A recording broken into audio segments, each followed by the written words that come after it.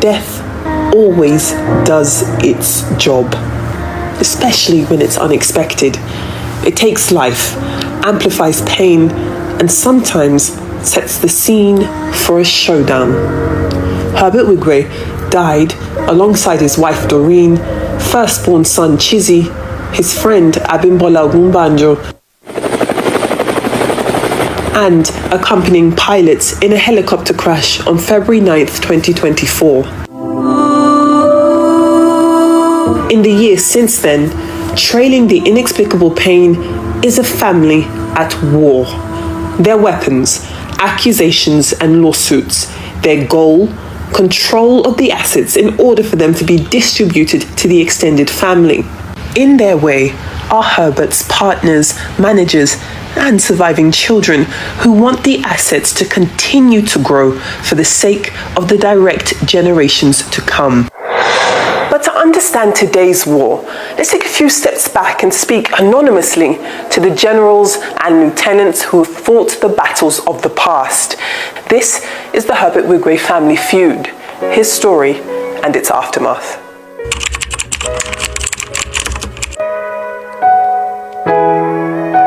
Herbert Wigwe, alongside his family and other guests, had traveled to the United States for the Super Bowl 4 times. The 2024 edition of the American football match, which took place in Las Vegas, Nevada, was no different. But before embarking on that trip via London, Wigwe had unfinished business to attend to in Nigeria. Herbert said he wanted to go to Abuja before flying to London. While in Abuja, he actually went to see the Minister for Aviation. He was trying to get some branding for Port Harcourt Airport in respect of Wigwe University. It was a good meeting, and I recollect he made a statement after leaving the minister. This one that everything is going well, everything is working immediately. I hope death is not coming. He's the kind of person that is always conscious of tomorrow, may never be. He mentioned death carelessly, so I didn't think anything of it. Heading back to Lagos after this short trip to Abuja, there was an issue with the aircraft. The aircraft that took him to Abuja had hydraulic issues. They already started taxiing, but they had to come back. At the end of the day, it was his aircraft that eventually went to Abuja to bring him back because he couldn't take that risk. Eventually, he came to Lagos late midnight and we flew out to London. The other side of the story is about Chizzy. During the day, Chizzy sent me the message that he wanted to bring his girlfriend along on the trip to the Super Bowl. Herbert is a very disciplined person, so I told Chizzy to ask his father. His father said no. Chizzy got angry and said he wasn't coming again. I told the pilot to take his name off the manifest.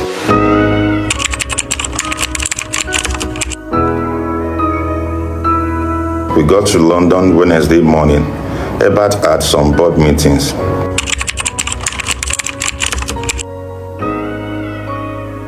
Thursday evening, Chizzy went out with his friends.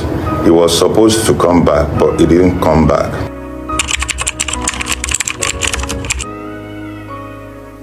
The following morning, Herbert went for his board meeting at Access UK. When he came back home, Chizzy was still not back. His mom started calling him. He was actually with his friend. It's not like we didn't know where he was, but we were already running late to go to the airport. He kept us at home for another 2 hours. I have to say all of this for you to understand body language. Chizzy did not want to embark on that trip. When he came, he told his mother Super Bowl wasn't his priority, but we all got to the car, got to the airport, and they departed. The journey from London to Palm Springs, California took 11 hours. By the time they arrived, Night had fallen, and the decision was made to take a helicopter from Palm Springs to Las Vegas, an air journey of about 1 hour and 30 minutes. According to sources close to the family, one of Herbert's assistants felt uncomfortable flying in a helicopter at night and told Herbert so, to which Herbert assured him that this is America, not Africa, and things are organized here. In a twisted turn of fate, that same assistant was the only survivor of that trip because he opted to travel the 232-mile journey by road for the safety of the luggage. That journey took 4 hours. When you have a phone conversation with Herbert, when he says thank you, he doesn't say it once. He says thank you, thank you, thank you, thank you. That's why I usually leave the phone for him to end up rather than me, because I enjoy hearing that voice. Thank you, thank you, thank you, thank you. And that was the last thing I heard from him. Also developing tonight, the CEO of one of Nigeria's largest banks, along with his wife and son, were among the 6 killed in a helicopter crash last night in Southern California. The helicopter was operated by... American media reported a helicopter crash with a leading African banker on board, confirming there were no survivors. Soon after, the rest of the world became aware of the devastating loss that had occurred.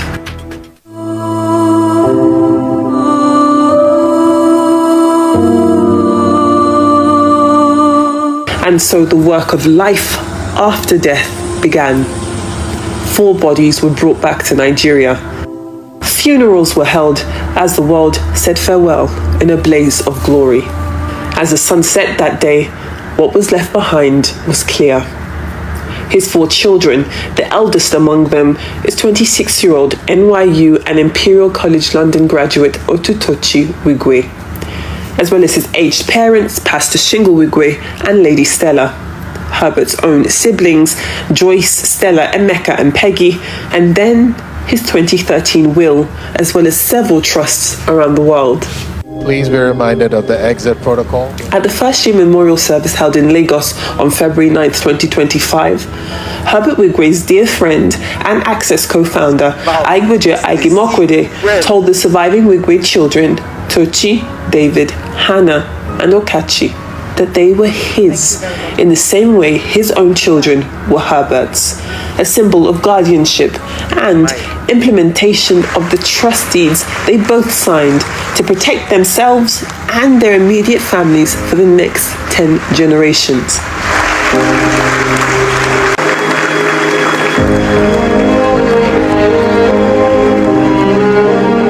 But could his words have drawn a battle line with the extended Wigwe family, who were not in attendance? Most difficult year we've ever been through. On the 27th of February 2025, an exclusive interview with one of Herbert Wigwe's older sisters, Joyce, was published. In it, she takes aim at Aigweje Aigimokwede. The ruling. It is this more than anything that has set the stage for the current impasse, pitting a granddaughter against her grandfather and paternal aunts and uncles. Following the broadcast of this interview, Arise News has accessed sensitive information, including legal documents, WhatsApp messages, and eyewitness testimony. Those materials have been independently verified and thus will be included in this report, but cannot be attributed to any one person or entity. Here is a quote from a family friend who insists on correcting Joyce Wigwe's narrative. One time, there was an argument where Joyce cursed Herbert. They were arguing because she was asking him for things. Joyce told Herbert, in quote, "That's your plane.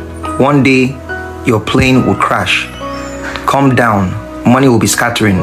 The money you spend on girls will scatter." This is the type of relationship they had.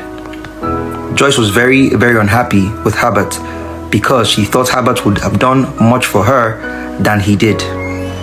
She had an extremely dysfunctional relationship with her brother. For example, Herbert had a big falling out with his dad because his sister wanted to send her 2 children to one of the most expensive schools in the world, in Switzerland, where the school fees were over $100,000 per year. Herbert's kids were in school in England, costing a max £60,000. Herbert tried his best to pay, but then after a while, he said forget it. Herbert's father then intervened, but Herbert did not relent. Nobody has a problem with looking after relatives. We all do that. But certain people have a problem with doing it when the demands are done in an unconscionable and entitled manner. Joyce should give one instance in her life when Herbert entrusted her with anything of value. She should give an instance where Herbert gave her the key to his kitchen to hold. That tells you everything. You don't need to go on TV and tell a story. If indeed the relationship was like what she says, you would see her come and show you that is what Herbert gave me. Not even a note.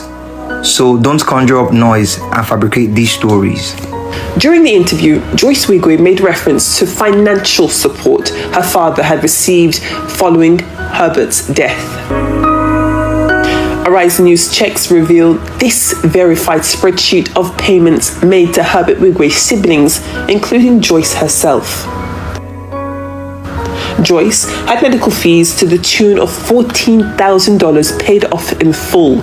School fees she requested for more than $18,000 worth also paid in full. The reimbursement of flights, rent, monthly allowances and other expenses total more than 280 million naira since Herbert's death.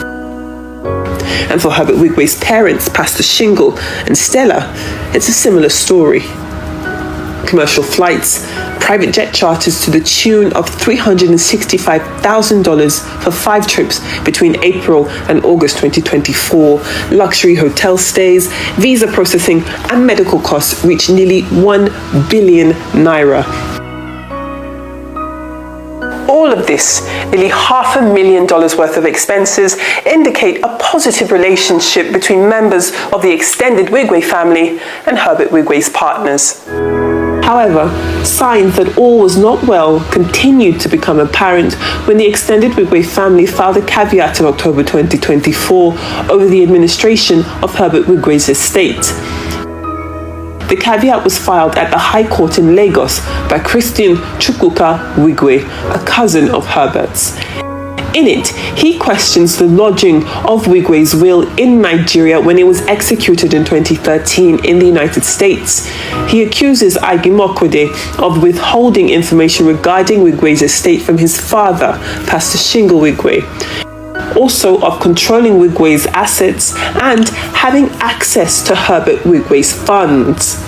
Further, he says Agimokwode has neither provided any formal updates on how expenses are being met, nor disclosed their impact on the overall estate. All of this culminating in accusations of a scheme orchestrated, they say, by Agimokwode, who he refers to as a controlling agent, in order to install Uche Wigwe, a first cousin of Herbert's, as both a personal representative of the deceased estate and the guardian of the minor children while being under Agimokwede's influence.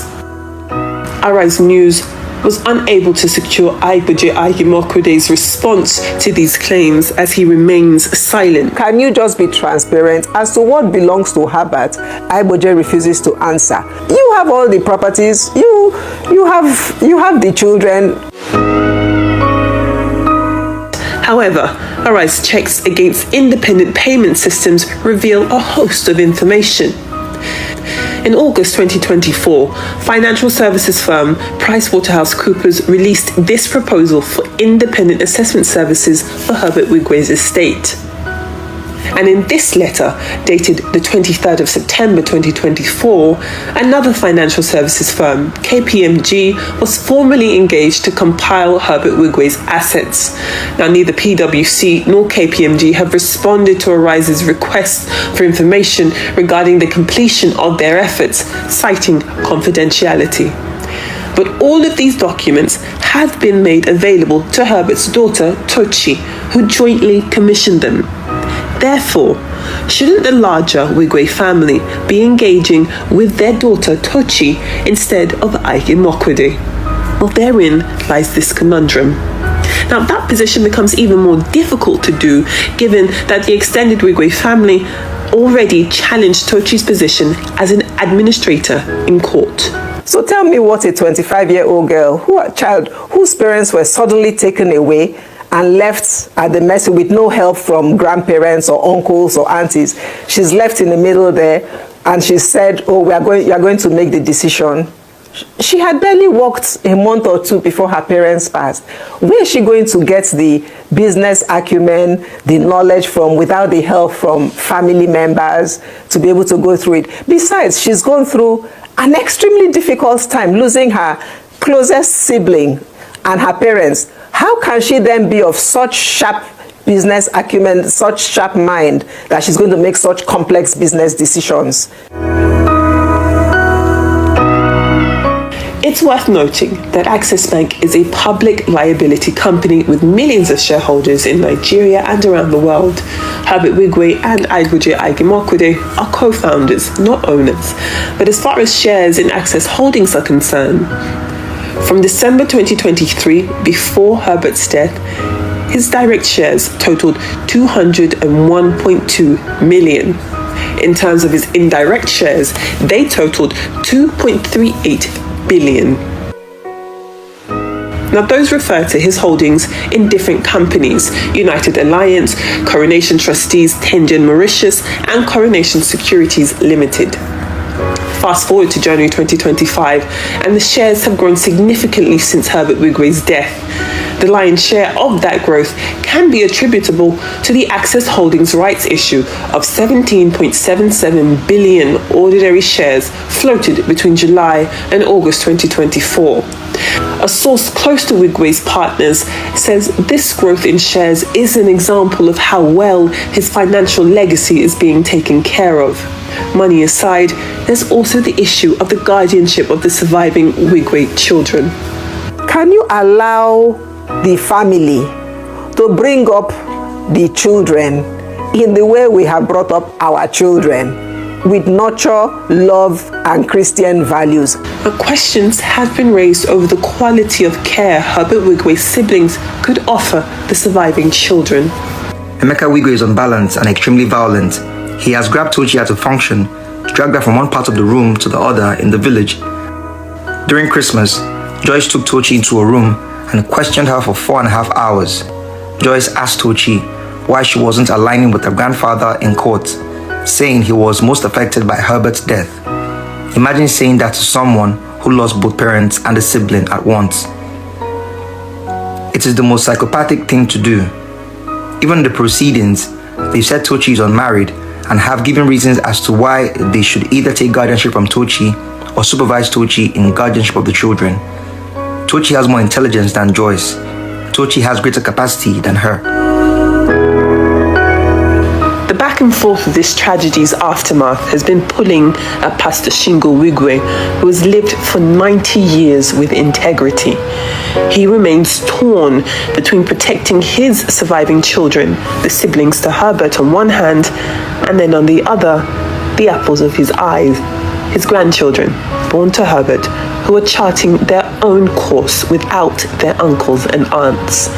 Perhaps the issue is how the larger Wigwe family can bring Tochi on board without any court process. This is now a question of trust. Beside whom do the Wigwe children stand? Who should hold the keys to the empire? The family who bore the titan who created the wealth, or the comrades with whom the wealth was created? Can all parties, Wigwe or otherwise, come together to do the work of making peace? Or, as has already been the case, with the destruction of death, continue to do its job better?